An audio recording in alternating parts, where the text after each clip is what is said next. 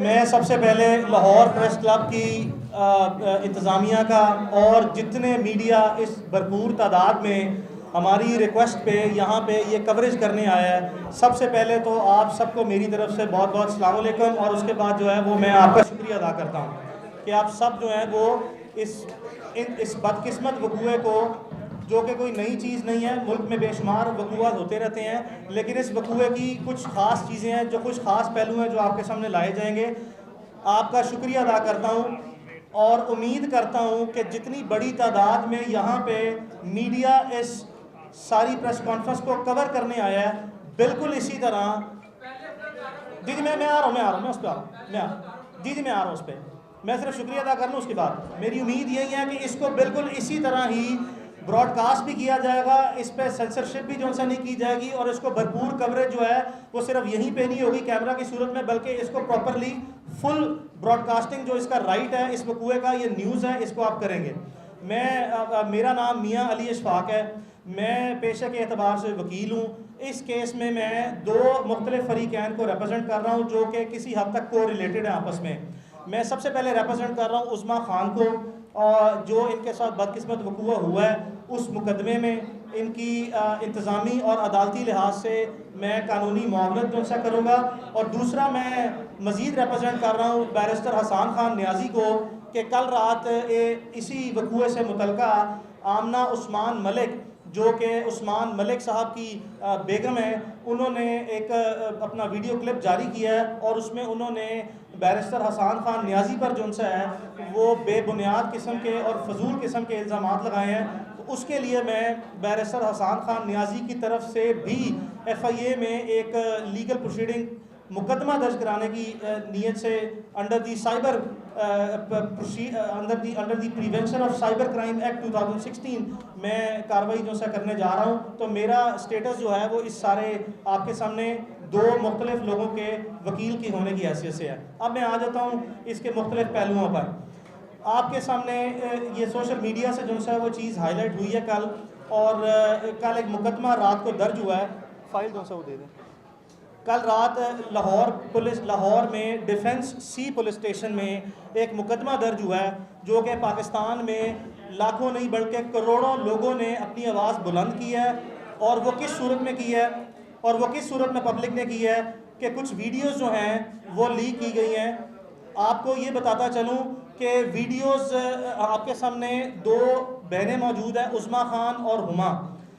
चूँकि विक्टिम ये हैं, ये तो मुमकिन नहीं है कि कोई इस वकूए की वीडियो ये बना ले या उस घर में इनके साथ, जिस घर में इनकी अपनी रहायशगाह पे इनके अलावा कोई मौजूद नहीं था सिवाय जो से उस्मान मलिक के, तो ये तो मुमकिन नहीं है कि इनकी तरफ से इनके किसी मुलाजिम ने या इनके किसी जानने वाले ने कोई ऐसी वीडियो बनाई हो।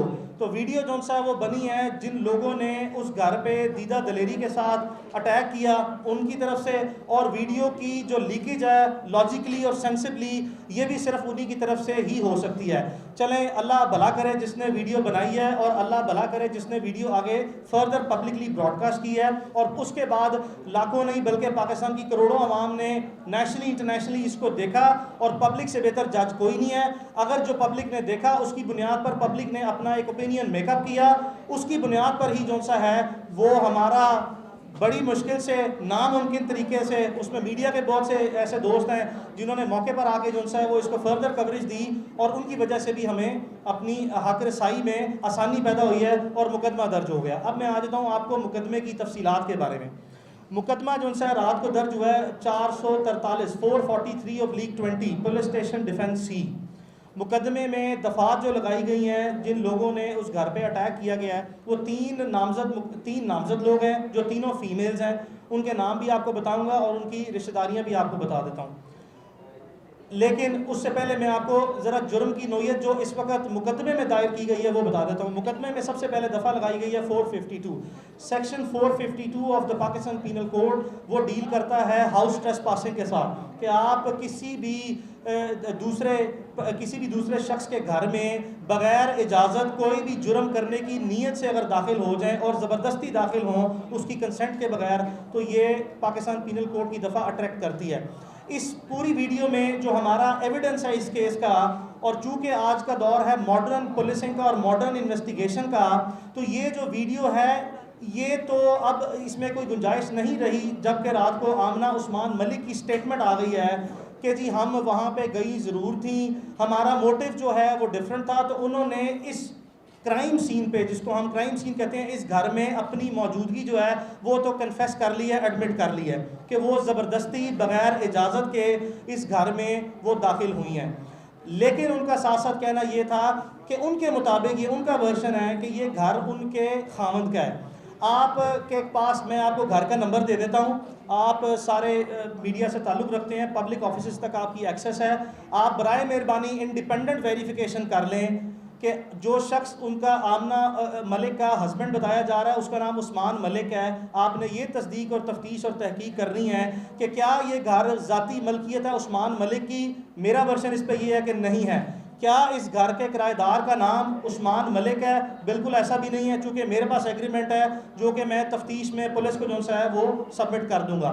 तो ये उनका क्लेम कि जी हम वहाँ पे गई और मेरे ये घर मेरे हस्बैंड का है, ये बिल्कुल बोगस क्लेम है। ये इस पे कोई ऐसी डॉक्यूमेंट्री एविडेंस प्रॉपर्टी की ओनरशिप या उसकी रेंट एग्रीमेंट से मुतल्लिका उनके नाम पर ना है, तो ये तो उनके दावे की नफ़ी है। लेकिन मैं आपको फिर बताता चलूँ कि उन्होंने ये एडमिट करके कि ये मौके पर गई हैं लेकिन घर उनके हस्बैंड का था। मैंने एक मिनट के लिए ये भी तस्वुराती ख्याल कर लूँ, जबकि हकीकत में ऐसा नहीं है, कि अगर उनके हस्बैंड का भी घर हो तब भी वो उस घर में दाखिल होने की मजाज ना है ज़बरदस्ती। बिल्कुल भी मैं कानूनी पोजीशन बताता फिरूँ, ये मेरा वर्शन नहीं है लेकिन वर्शन मैं अपना लेके आ रहा हूँ। ये घर में उस्मा रह रही हैं कहीं बहुत लंबे अरसे से। ना सिर्फ ये कि घर उस्मा खान के पोजेशन में है, बल्कि ये वहाँ पे इनकी रजिस्टर्ड प्रेजेंस जो सी है कागजाती सूरत में और अदरवाइज़ भी जो सा मौजूद है। और आप इसी सिलसिले में जो इनके नेबर्स हैं उनकी इंडिपेंडेंट स्टेटमेंट की वेरिफिकेशन भी मीडिया खुद जाके कर सकता है, जो कि हम बाद पुलिस को कराएंगे। तो पहला जुर्म तो ये है जी कि ये 452 PPC जो सा लगा है जिसमें इन्होंने अपनी प्रेजेंस मान ली है, तो ये तो जुर्म का इकरार जुर्म हो गया। इसकी कानून में 7 साल सज़ा है और ये एक नॉन बेलेबल ऑफेंस है।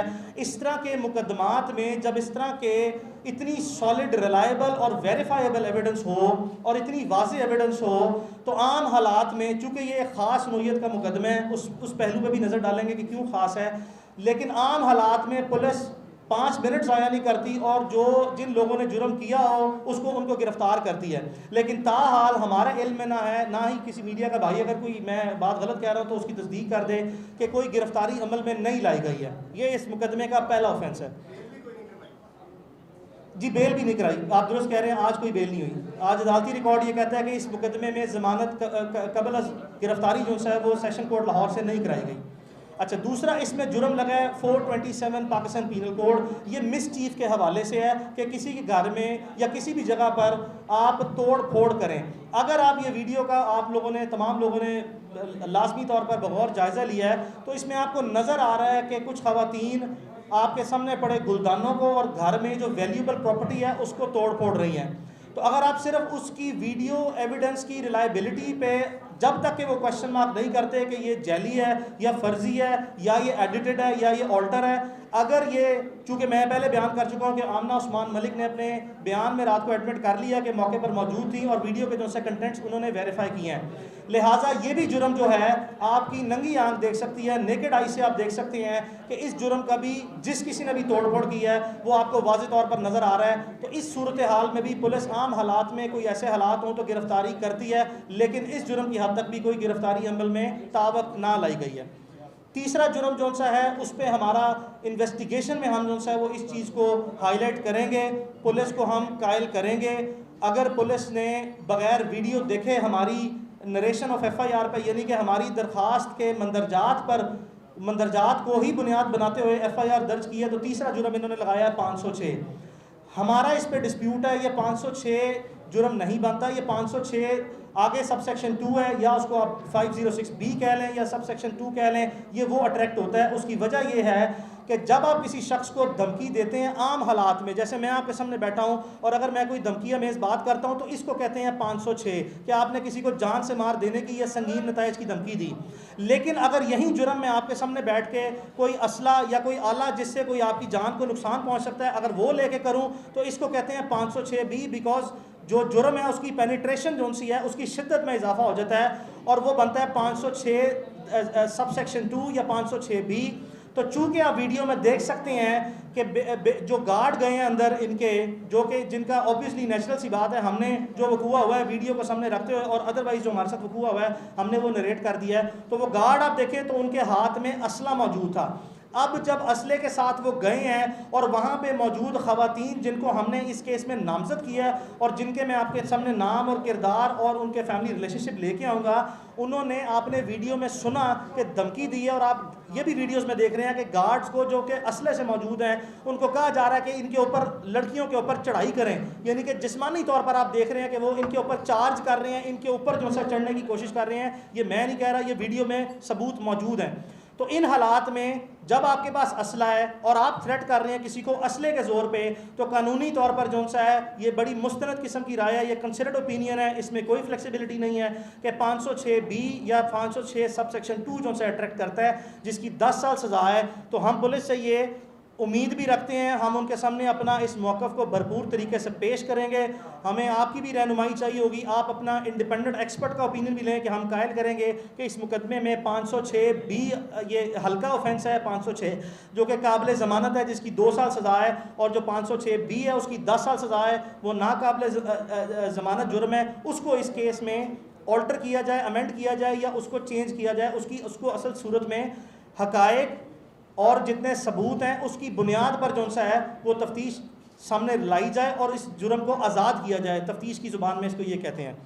अब आ जाते हैं पुलिस के किरदार पे। देखें, इसमें कोई शक नहीं है, आप ये ईद से एक दिन पहले का वकूआ है, गालिबन ये 20 तारीख की रात वकूआ है, ये 23 का। हमने अब पूरा मुल्क जानता है कि बड़े नेचुरल से सर्कमस्टांसिस थे, पूरे मुल्क में ईद थी, हमारी लॉ इन्फोर्समेंट जो है वो काम तो कर रही होती है, लेकिन पूरे पाकिस्तान में पब्लिक ऑफिसेज और प्राइवेट ऑफिसेज का तकरीबन सारा स्टाफ, अगर नहीं तो सिर्फ 90% स्टाफ जो है वो छुट्टी पे होता है।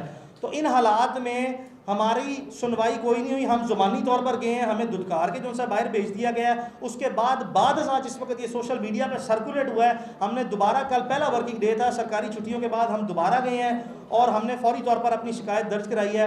पहले चंद घंटे, 10 से 12 घंटे, इसमें कोई शक नहीं है कि हमारी सुनवाई नहीं हुई। कुदरती तौर पर जो सा है वो पुलिस का इनिशियल मौक़िफ़ ये था कि हमारे ऊपर दबाव है, हम कुछ नहीं कर सकते, नीचे SHO की लेवल पर बात कर रहा हूँ। लेकिन बाद चूँकि पब्लिक ओपिनियन जो सा है वो इस तरह इस मैसिव लेवल पे जो सा पहुँच गया कि एक पब्लिक परसेप्शन जो सा क्रिएट हो गया कि इसमें वाकई ये जो लोग हैं गुनहगार हैं और ये क्यों मलूज़ है खातिर, अवाम की तरफ से सवाल जवाब और राय का सिलसिला शुरू हो गया, जिसको सामने रखते हुए पुलिस ने फाइनली अपनी प्रोफेशनल जिम्मेदारी, कानूनी जिम्मेदारी हकीकी मानों में जो सा अदा की है। इस पर लाहौर पुलिस, खासकर मैं सबसे पहले IG पंजाब को जो सा है वो मैं उनका शुक्रिया अदा करता हूँ कि उन्होंने इसका नोटिस लिया, बिकॉज जो इस केस में फिगर्स हैं जिस पर मैं मज़ीद थोड़ी देर में आऊँगा, उनकी मौजूदगी में आम हालात में इस मुल्क में देखा गया है कि मुकदमा तक के बुनियादी जो इंसान का हक़ है, किसी भी शहरी का हक़ है, उससे भी आपको महरूम किया जाता है। तो IG पंजाब का मैं सबसे पहले शुक्रिया अदा करता हूँ कि उन्होंने ये हमारा मुकदमा दर्ज किया। 2 के इसमें नकायस हैं, कमज़ोरियाँ हैं, हम आपको सबूत देंगे, हम आपको कन्विंस करेंगे, आपकी मेहरबानी, हम आपसे आज़ाद और गैर जानबदार तफ्तीश की उम्मीद रखते हैं। दूसरा मैं शुक्रिया अदा करूँगा CCP लाहौर का, चौधरी जुल्फ़िकार का। मैं इनको पुराना जानता हूँ, 10-15 साल से प्रोफेशनल पुलिस ऑफिसर हैं, कभी इनकी शोहरत जो सी है बुरी सुनी देखी नहीं गई। और तीसरा मैं अब मज़ीद तवक्को करता हूँ सबसे पहले लाहौर के DIG इन्वेस्टिगेशन से मेरे मुतालबात। भाई मैं आप मेरी आप फैमिली से पूछ लें, अगर वो बोलना चाहती है तो बोल लेती हैं, आप पूछें वो बोलना चाहती है। आप उनकी कंसेंट के बगैर तो नहीं उनको कह सकते बोलने का, आप वो तो नहीं कह सकते। हाँ, वो कर लेते हैं, आपके सवाल जवाब पे आएंगे, आप बोलें, बता दें वही बात जो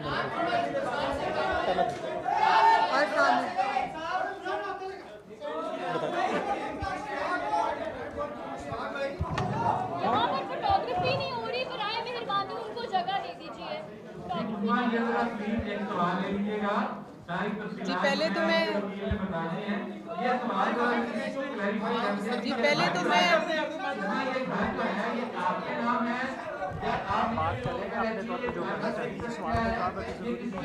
बात करें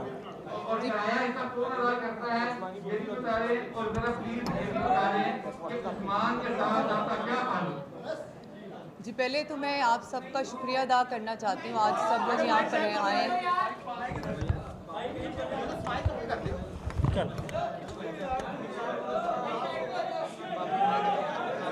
आप चुप करेंगे तो मैं कुछ बोल सकूंगी। आप बताएं, आप जी पहले तो मैं आप सब लोगों का शुक्रिया अदा करना चाहती हूँ। आप लोग सब यहाँ पर हैं और आपके जितने सवाल हैं उन सब के जवाब मेरे लॉयर देंगे और खतीजा देंगे। आपने जिस तरह के सवाल करने आप कर सकते हैं, सब सवालों के जवाब मेरे लॉयर और खतीजा देंगे। आप देखिए मेरी बात सुनिए, ये मुकदमा आपसे रिलेटेड है, आप जरा प्लीज मेहरबानी करें। तो मैं वाकया बता दें एक तो, दूसरा ये है कि ये बता दें जी मैं दे रहा हूँ जवाब। जी मैं दे रहा हूँ जवाब। जी मैं जवाब दे रहा हूँ। देखें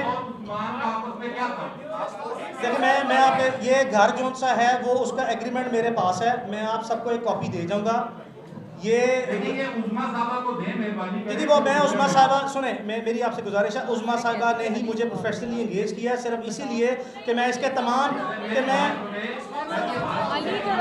आप अच्छा इसके तमाम कानूनी पहलू मैंने डिस्कस करने हैं और उनका ही मैं मालूम हूँ।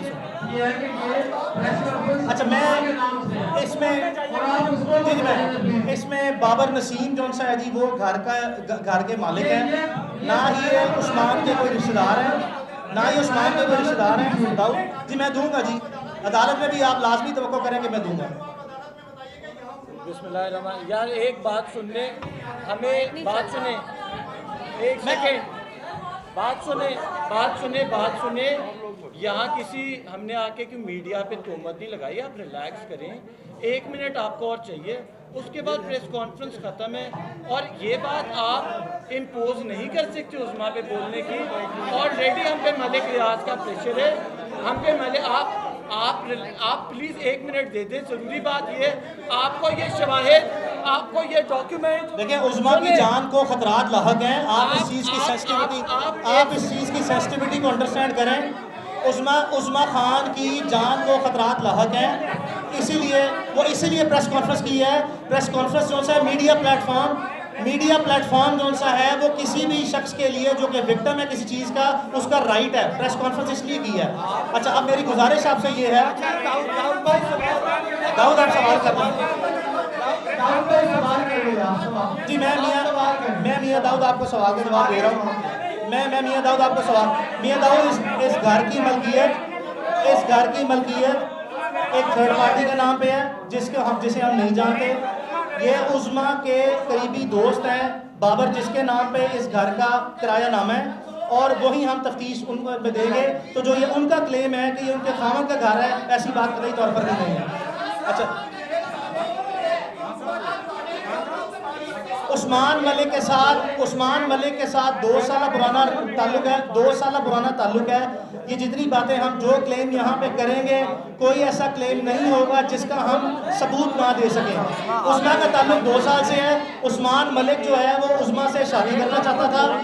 5 महीने पहले उस्मा ने उस पर इनकार कर दिया, जिसके बाद अब वो जो पुराना रिलेशनशिप है उसकी बुनियाद पर ज़बरदस्ती जो सा रास्ता कायम करने की कोशिश करता है। ये बात उस्मा के मुताबिक दिसंबर 2019 में उस्मान मलिक की फैमिली के नॉलेज में है। उसके हमारे पास सबूत है कि उस्मान मलिक और उसकी फैमिली के दरमियान जितनी मोबाइल कन्वर्सेशन है मैसेजेस की सूरत में, वो हमारे पास मौजूद है, वो भी हम पेश करेंगे। तो इसका रिलेशनशिप जो सा है वो यही है कि इससे उसकी इस्लाम को थी, दोस्ती थी और इससे शादी करना चाहता था। अच्छा बात सुने। आप एक बंदा प्लीज सर प्लीज। अच्छा बात सुने। आप लोगों के देखिए उस्मा मैं आपके सामने कहना चाहता हूँ, उस्मा मुकम्मल तौर पर आज़ाद हैं। वो जितनी बात करना चाहे करें, वो जिस सवाल का जवाब देना चाहे वो दें।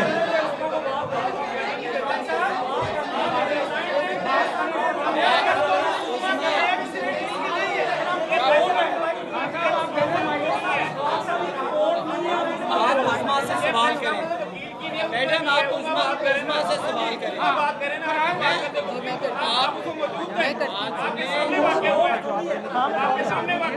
आपने से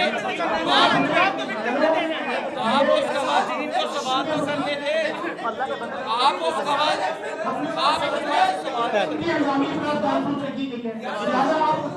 जी जी प्लीज़ करें, आप करें सवाल। जी प्लीज़ आप सवाल करें। जैसा कि वकील साहब ने कहा कि वो खवातीन जो है ना गैर कानूनी तौर पर आपके घर में दाखिल हुई, ठीक है, ये बिल्कुल गलत है।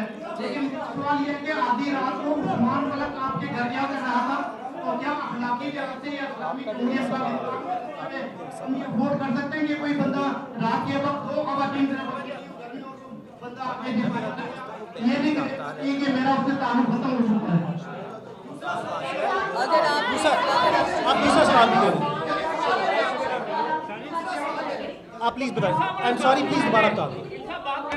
आई एम सॉरी, प्लीज़ दोबारा बता दें। आई एम सॉरी, शोर बहुत है, प्लीज़ दोबारा।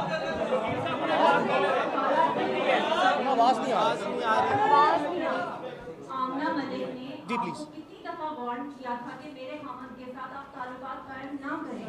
अगर उन्होंने आपको पहले वार्न किया था, सारे सवाल इकट्ठे इसको और भी क्वेश्चन है तो पहले सारे छोटा सारे सवाल ठीक है, ठीक। जी जी और किसी का कोई सवाल है?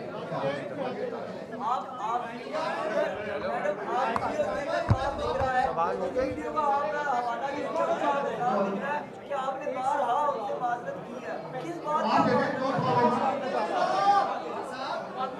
दो सवाल मुझे एक एक करके पूछेंगे तो मैं जवाब दे दूँगी, इस तरह मुझे समझ नहीं आ रहा। जी, पहली बात तो ये है, मैंने इस बात का जवाब दिया है आपको कि मेरा उस्मान के साथ मेरी दोस्ती थी, ठीक है, और वो मुझसे निकाह करना चाहता था। मैं 2 साल से उसे जानती हूँ, ठीक है। और रही बात उनकी वाइफ की, उन्होंने मुझे कभी वार्न नहीं किया, इसका कोई एविडेंस नहीं है। और इस चीज़ का कोई एविडेंस भी नहीं है, और उन्होंने मुझे कभी एक कॉल भी नहीं की। मैंने उन्हें देखा पहली दफ़ा उसी दिन है, चांद रात के रात।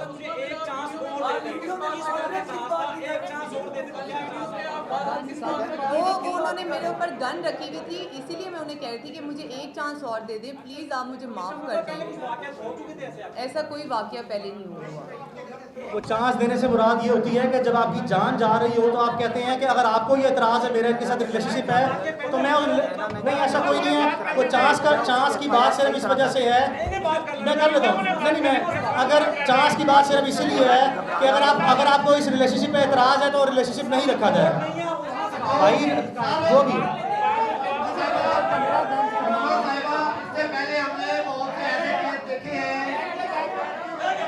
बहुत से ऐसे केस देखे हैं, बीच में लोगों के साथ फिर लेन देन हो गया, मामला तय हो गए और बड़ी रकमें ली है। 4 जदोई का कराची में केस इसी तरह का था और उसमें उन्हें फिर भारी मुआवजा लिया लड़की वालों। बहुत अच्छा सवाल है। कहीं आप भी ऐसे ही ड्रामा तो नहीं कर रही, कोई पैसे कैसे लेने का प्रोग्राम तो नहीं लंबा चौड़ा? ऐसा कुछ होता तो मैं आज यहाँ ना होती। आपको क्या लगता है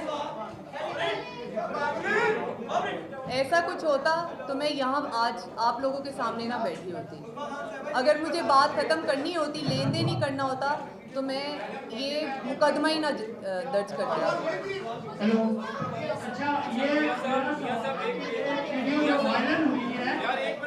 जी बताएं। जी भाई बताएं, भाई ये झूठ है। चले, मैं भाई का सवाल है। कौन सी? मिस 111 कह रही है, भाई, आप ही कह रही है। मैं अच्छा,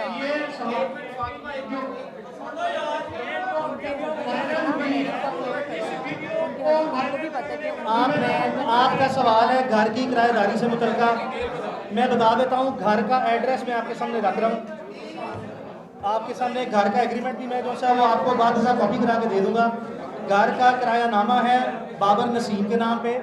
वो उस्मा के पुराने दोस्त हैं। उस्मा यहाँ पे काफ़ी अरसे से रह रही हैं। बाबर नसीम का कोई ताल्लुक वास्ता नहीं है उस्मान मलिक से या उसके किसी लेने देने से। इस घर पे पुराना पोजीशन जो सा है वो उस्मा का ही है। चंद चीज़ें जो मैं आपको बताना चाहता हूँ, देखें, इस वकूए के 2 विक्टिम हैं। विक्टिम तो बहुत से हैं। इस विक्टिम जो सा सबसे पहले उस्मा और इसकी बहन है। उस्मा की बहन भी जो सी है, इनका पाँव जख्मी हुआ है, आपने वो देखा होगा। दूसरा विक्टिम जो सा मलिक रियाज खुद हैं इसके। चूँकि मलिक रियाज जो सा मौके पर मौजूद नहीं थे, इसमें कोई शक नहीं है। हमारा मलिक रियाज पर कोई ज़ाती क्लेम ये नहीं है कि उन्होंने किया है। वो विक्टिम इसलिए हैं कि उनकी दो बेटियां अंबर मलिक और पश्मीना मलिक, जो मलिक रियाज की दो बेटियां जो मुकदमे में नामजद है, वो वहाँ पे मौजूद थी। तो हमारी तरह इस वकूए के मलिक रियाज ज़ाती तौर पर ख़ुद भी विक्टिम है, लेकिन हम मलिक रियाज के विक्टिम कुदरती तौर पर बन जाते हैं कि वो पाकिस्तान की एक इन्फ्लुएंशियल जो सा शख्सियत माने और जाने जाते हैं। तकलीफ़ इस चीज़ की है कि उन्होंने कौमी इदारे जो से हैं, आर्म फोर्सेस के इदारे, जहाँ पे कह दिया कि ISI नू बुला चुक के ले जा। ये बताना चाहता हूँ कि ISI के तो शायद किसी सिपाही का बूट भी जो सा है वो नहीं कर सकते। मलिक रियाज की बेगमात को या फैमिली को इस तरह की बातें इदारों को बीच में इन्फ्लुएंस नहीं करना चाहिए था। तो एक इसके विक्टिम ISI वाले हैं, एक आपके सामने ये हैं, एक मलिक रियाज उनकी बेटियों के और अपने रिश्तेदारों के विक्टिम खुद ज़ाती तौर पर हैं। अच्छा जी वकील साहब, जी जी प्लीज।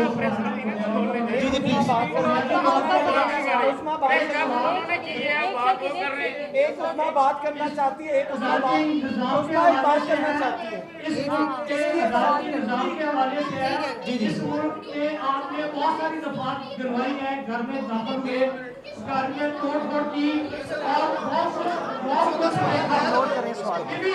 एक मिनट माइक ले लें, बाद में आप बात कर लें। जी जी अदालती निज़ाम के हवाले से है कि आपने दफात बहुत सी गिरवाई, तोड़-फोड़ की, घर में दाखिल हुए और इस मुल्क ने यह भी देखा कि वकील जब PIC में दाखिल हुए, हर चीज रिकॉर्ड में है और वो उसका फैसला भी सामने आ गया, उसमें जो कुछ हुआ है वो जी जी जी जी। क्या इस केस का भी फैसला उसी तरह होगा? दूसरा सवाल ये है कि उस वीडियो को किसने बनाया, आप उसका नाम क्यों नहीं लेते, उस वीडियो को वायरल किसने किया? ये मुमकिन नहीं है। जी जी बसीर के सवाल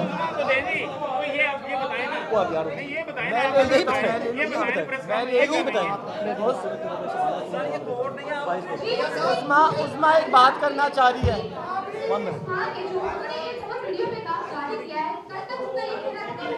उसको बोलने दो यार।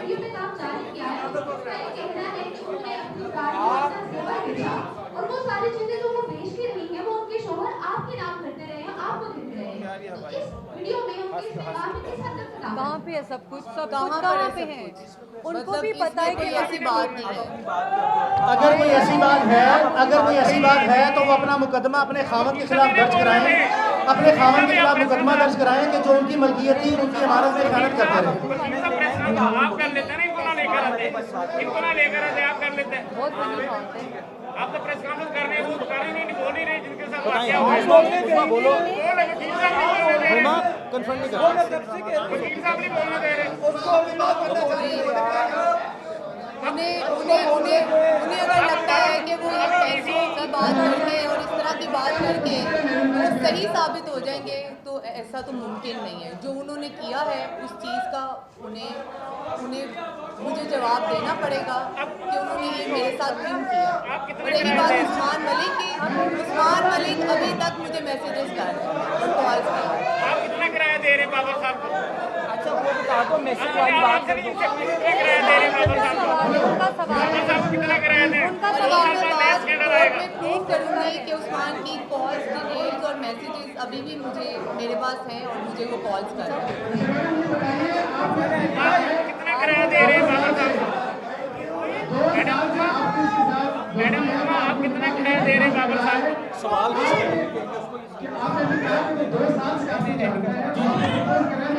इन्हें बोलने दो, आप कितने किराया दे रहे हैं? बोले आखिरी सवाल का ऐसा क्या? मैंने बिल्कुल नहीं देखा, 2 साल से ताल्लुक है। मैंने बताया कि दिसंबर 2019 में ताल्लुक ख़त्म हो गया था, जिसके बावजूद जो है उस्मान ने रब्ता रखा। इनको पहले कहा शादी कर लें, इन्होंने जो है वो शादी से इनकार किया, जिसके बाद उस्मान दिसंबर 2019 के बाद दोबारा मुसलसल रब्ते में है। और दूसरी बात ये जो कह रही हैं, आज इस वक्त जब हम आपके पास बैठे हैं, कल के वकूए के बाद इस वक्त भी इनके मोबाइल में जो है सारा डाटा मौजूद है, जो कि सबूत जो है कंसिडर होता है कि उस्मान अभी भी इस वक्त भी जो है रब्ते में मौजूद है। हमारे पास उसकी कॉल और मैसेज सेव है।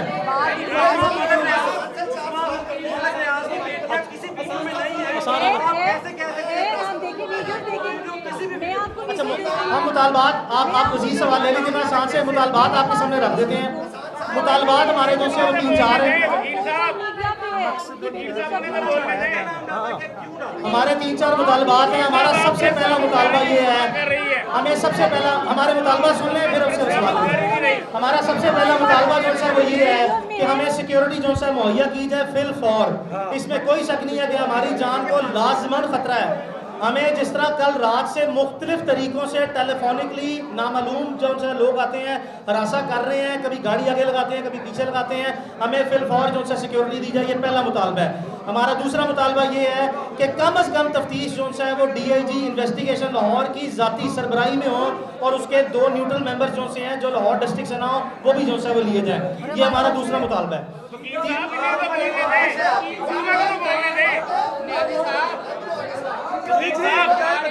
हमारा तीसरा मुतालबा जो है वो ये है, हमारा तीसरा मुतालबा जो है वो ये है, हमारा तीसरा मुतालबा ये है कि फिल फॉर जो है मुल्ज़िमान की गिरफ्तारी जो है अमल में लाई जाए और कतई तौर पर यह तासुर न दिया जाए कि ये बाअसर लोग हैं, कानून से ज़्यादा रोब और ताकत किसी चीज़ की नहीं होती। बराए मेहरबानी को गिरफ्तार किया जाए।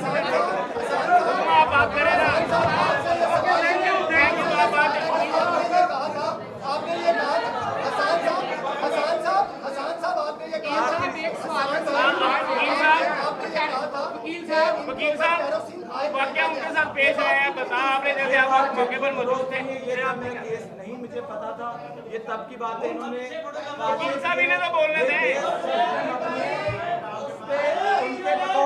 उनके बकौल उन्होंने शराब फेंकी थी और हमारे बकौल वो शराब नहीं थी। इन्वेस्टिगेशन में हम चाहते हैं कि हमारा ख्याल है उन्होंने जलाने की कोशिश की, लेकिन क्योंकि हमारे पास वाज़ेह सबूत नहीं, हमने सच और हक पे केस लड़ने में एक आपसे और FIR में भी शामिल नहीं है। आपको एक रिक्वेस्ट दे रहा हूँ, आप में से किसी ने कहा था कि उन्होंने आपको अप्रोच किया। उस्मा बेचारी बोल रही थी, आवाज नहीं, उसने एक बात की जो आपने सुनी नहीं। उस्मा के पास मैसेज है। उस्मा ने तो एक बात भी नहीं की, सब आप बोल रहे हैं। उस्मा ने प्रेस कॉन्फ्रेंस नहीं की, वकील साहब प्रेस कॉन्फ्रेंस कर रहे हैं। आप ही प्रेस कॉन्फ्रेंस कर देते, आप ही प्रेस कॉन्फ्रेंस कर लेते, उनका नाम लेकर कर लेते। पता नहीं ये प्रेस कॉन्फ्रेंस की बड़ी प्लानिंग है। भाई बोलो यार। उस्मा खान के खिलाफ जो FIR दर्ज की गई है, सुनने में आ रहा है कि FIR दर्ज की गई है उस्मा खान के खिलाफ, उसमें इस्लाह की दफा भी शामिल की गई है। हमारे इनमें कोई ऐसी FIR नहीं है। नैती साहब का बात है, नैती साहब आप आ रहे हैं। वकील साहब जो घर है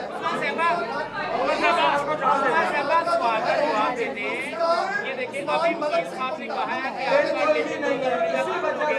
और आपको वीडियो आया उसको आपने कोई एप्लीकेशन थाने में दी या CCTV बहुत बहुत शुक्रिया। इस बारे से भी जरा बताइए आप।